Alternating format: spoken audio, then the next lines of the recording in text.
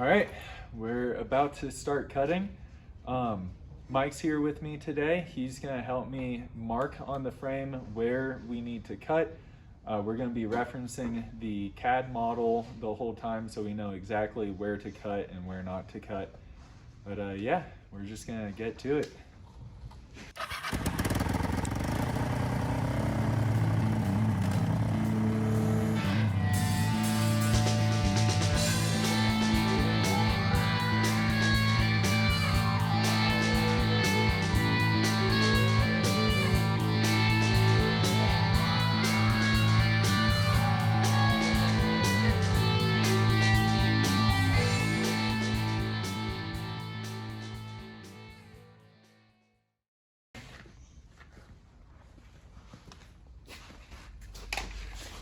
Hello.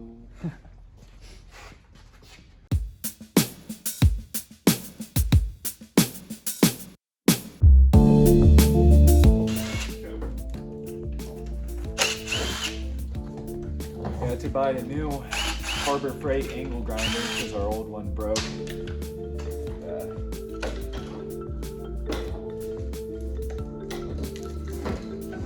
New cut-off wheels as well.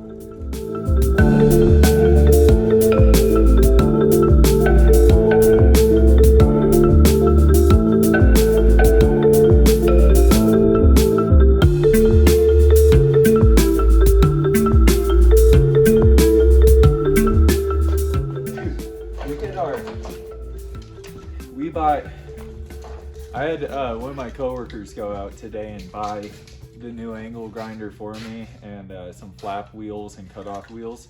Look at how many cutoff and flap and grinder wheels this kid came back with. We've got,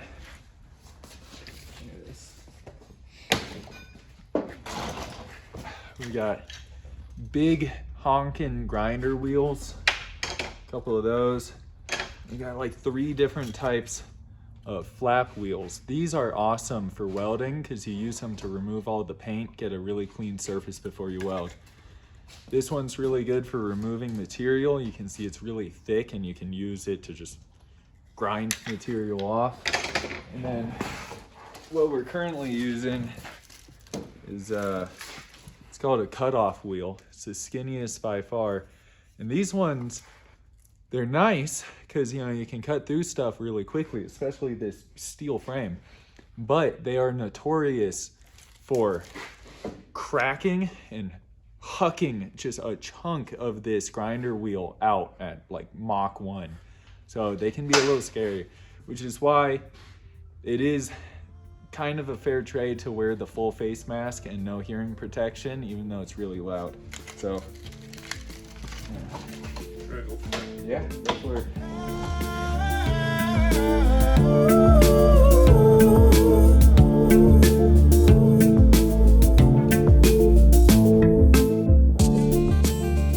All right.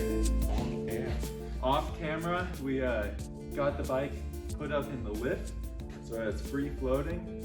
And now we're gonna grab the engine and some ratchet straps, and we're gonna see if we can just hoist the engine up into the frame just to kind of see what it looks like.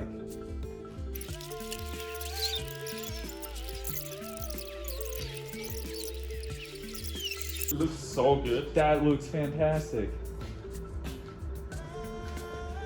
Ah, it's so greasy. Look at that. That looks sick. You can't tell me. Whew. Cool. Oh, you can't tell me that doesn't look cool. I am so happy. Do you have your phone on you? Will you take a picture? All right, guys, off camera, I got the light turned on. That was annoying. It's way brighter over here now. And Mike and I removed the foot peg. Not foot peg, brake lever.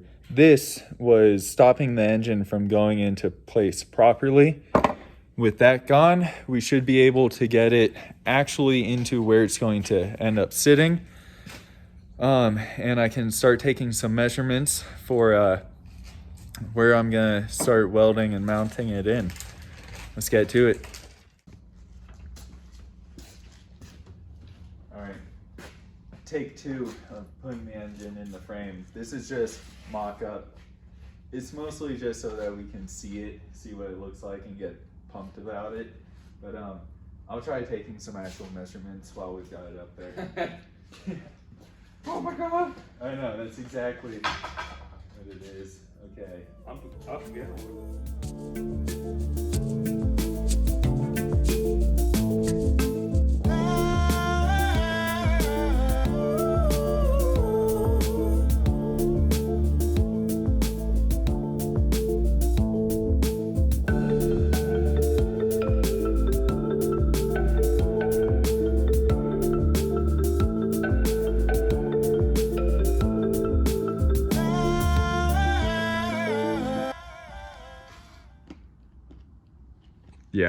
Yeah, man, that's exactly how I feel.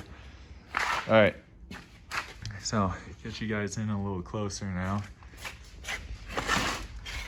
Here's a look at this. So clearly, I had to cut this section of frame right here.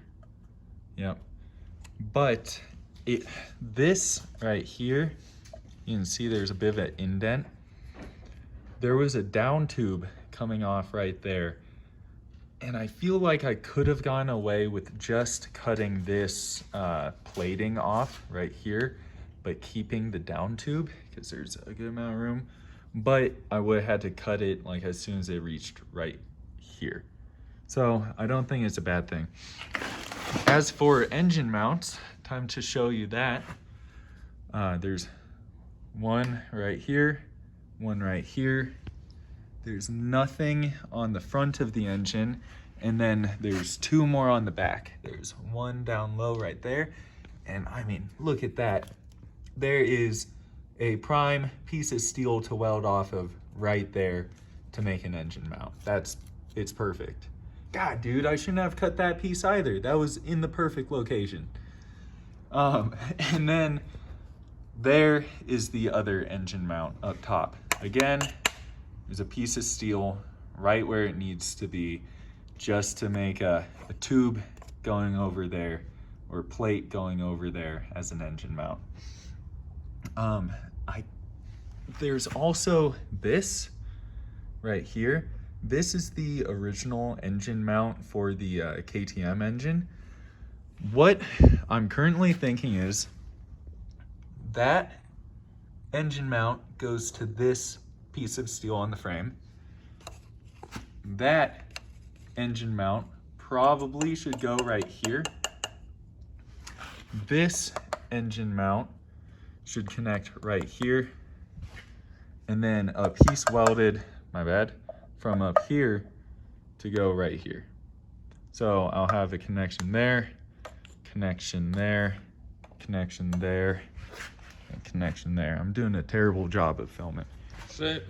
Yeah, that would be And awesome. you show All right. those positions again. One more time. Sorry, still learning how to film, do all this, but from the original frame right here, I plan to go right here, and all of this will be mirrored on the other side. So from here to here, from here, this point, to this engine mount. There's an engine mount location right there. That one's gonna get mount welded right onto the frame, and same thing down below. Engine mount, engine mount. Mm-hmm. And yeah, actually, it's looking a lot better than I was ever expecting it would at this stage. I have, I think, 8 weeks total to get this thing up and running, and I'm getting less and less worried about that as I work on it. Some of you may be wondering what I'm going to do about the carburetors, because as you can see, that is directly in the way of the carburetor's intake, right? So clearly I cannot reuse the old carburetors that came with this bike because they would be right here. There's just no chance of them fitting.